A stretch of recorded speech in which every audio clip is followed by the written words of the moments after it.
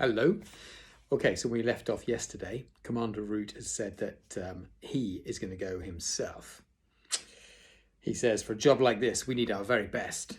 And that's me. All right. Foley was so amazed he couldn't even formulate a smart comment. You're... Yes, Foley, don't act so surprised. I have more successful recons under my belt than any officer in history. Plus, I did my basic training in Ireland, back in the top hat and... there's a word here. I don't know how to say it. Doesn't happen often. Shillelagh days. I'm going to have to look it up. It's an Irish thing. Yes, but that was 500 years ago. And you were no spring bud then. Not to put too fine a point on it. Root smiled dangerously. Don't worry, Foley. I'm still running red hot, and I'll make up for my age with a really big gun. Now get a pod ready, I'm leaving on the next flare. Foley did what he was told without a single quip. When the commander got that glint in his eyes, you hopped too and kept your mouth shut. But there was another reason for Foley's silent compliance. It had just hit him that Holly could be in real trouble. Centaurs don't make many friends, and Foley was worried he might lose one of the few he had. Artemis had anticipated some technological advances, but nothing like the treasure trove of fairy hardware spread out on the four-wheel drive's dashboard. Impressive, he murmured. We could abort this mission right now and still make a fortune in patents.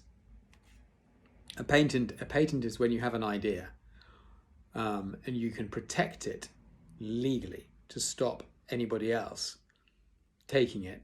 You know, if you invent something, you can patent it, protect it. And obviously, if you have the patent for something that is then really popular, you can make a lot of money. So Artemis is thinking about all the money that he can make from the technology, fairy technology, in the human world. Artemis ran a handheld scanner bar over the unconscious elf's wristband. He then fed the fairy characters into his PowerBook translator. This is a locator of some kind. No doubt this leprechaun's comrades are tracking us right now. Butler swallowed. Right now, sir. It would seem so, or at any rate they're tracking the locator. Artemis stopped speaking suddenly, his eyes losing focus as the electricity in his cranium sparked off another brainwave. Butler? The manservant felt his pulse quicken. He knew that tone. Something was afoot. Yes, Artemis?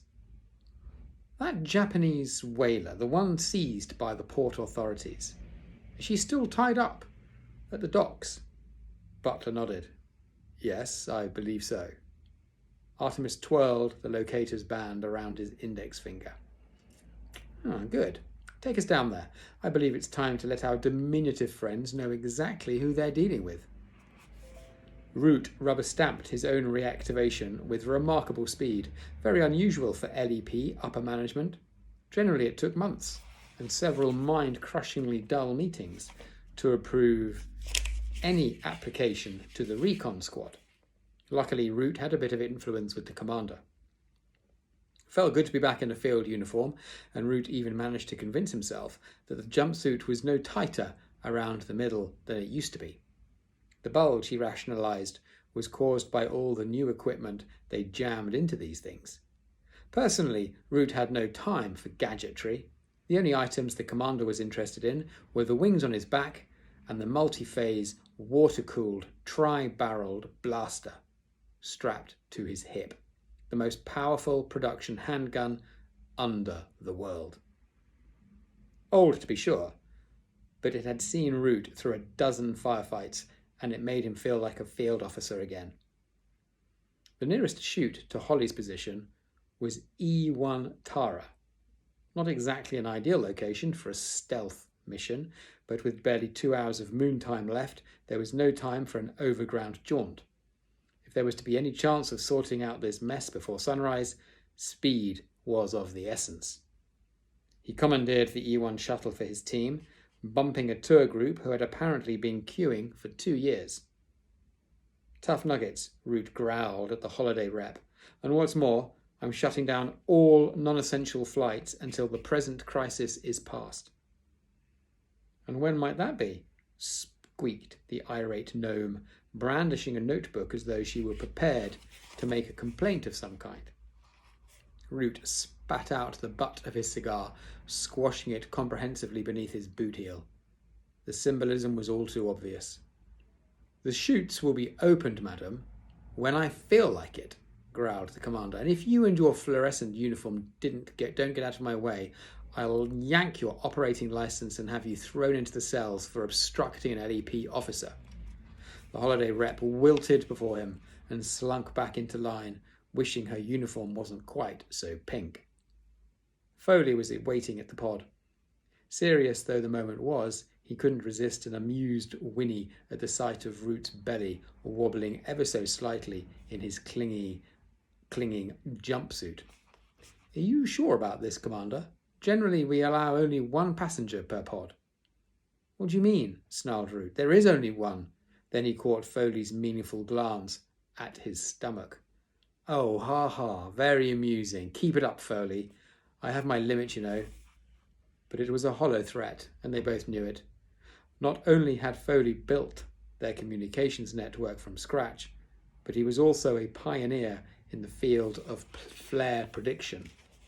Pioneer meaning he was one of the first people to be able to predict when these flares, these magma bursts from the center of the Earth occur, so that they can time when to get shot up these chutes into our world. Without him, human technology could very easily catch up with the fairy brand.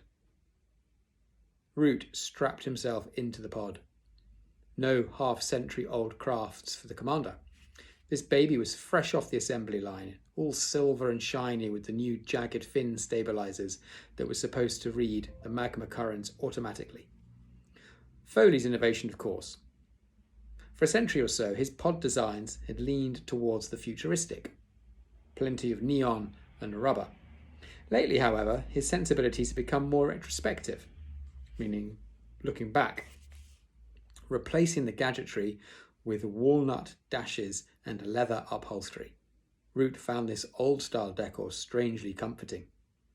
He wrapped his fingers around the joysticks and suddenly realised just how long it was since he had ridden the hotshots. Foley noticed his discomfort. Don't worry, Chief, he said without the usual cynicism. It's like riding a unicorn. You never forget. Root grunted, unconvinced. Right, let's get the show on the road, he muttered, before I change my mind. Foley hauled the door across the suction ring, took hold, sealing the portal with a pneumatic hiss. Root's face took on a green hue through the quartz pane. He didn't look too scary anymore. Quite the opposite, in fact.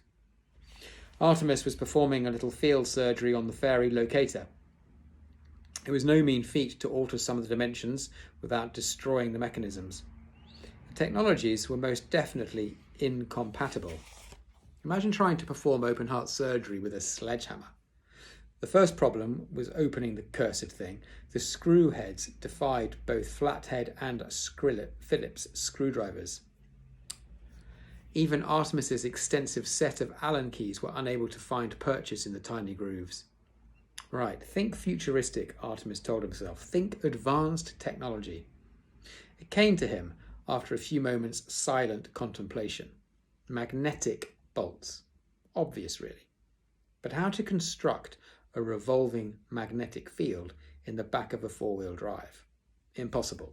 The only thing for it was to chase the screws around manually with a domestic magnet. Artemis hunted the small magnet from its niche in the toolbox and applied both poles to the tiny screws. The negative side wiggled them slightly. It was enough to give Artemis some purchase with needle-nose pliers, and he soon had the locator's panel disassembled before him. The circuitry was minute, and not a sign of a solder bead. They must use another form of binder. Perhaps if he had time, the principles of this device could be unravelled, but for now he would have to improvise. So circuits are soldered, so they use liquid metal. They heat a metal up, and then you put blobs of metal which conducts electricity, and it's called soldering. He would have to rely on the inattention of others, and if the people were anything like humans, they saw what they wanted to see. Artemis held the locator's face up to the cab's light. It was translucent. You remember that word from our science in the autumn term? Translucent, meaning light does pass through it, but you can't see things clearly through it. Slightly polarized, but good enough. He nudged a slew of tiny shimmering wires aside, inserting a buttonhole camera in the space. He secured the pea-sized transmitter with a dab of silicon. Crude but effective, hopefully. Okay, so he's opened up the locator, Holly's locator, and he's put in there a tiny, tiny camera. The magnetic screws refused to be coaxed back into their grooves without the proper tool, so Artemis was forced to glue them too. It was messy, but it should suffice, provided the locator wasn't examined too closely. And if it was, well, he'd only lose an advantage that he never expected to have in the first place. Butler knocked off his high beams as they entered the city limits. "Doc's coming up, Artemis," he said over his shoulder. "There's bound to be a customs and excise crew around somewhere." Artemis nodded. It made sense. The port was a thriving artery of illegal activity. Over 50% of the country's contraband, meaning things that had been stolen, made it ashore somewhere along this half-mile stretch. "A diversion then, Butler. 2 minutes are all I need." The manservant nodded thoughtfully. "The usual?" "I don't see why not. Knock yourself out. Or rather, don't." Artemis blinked. That was his second joke in recent times, and his first joke aloud. Better take care. This was no time for frivolity.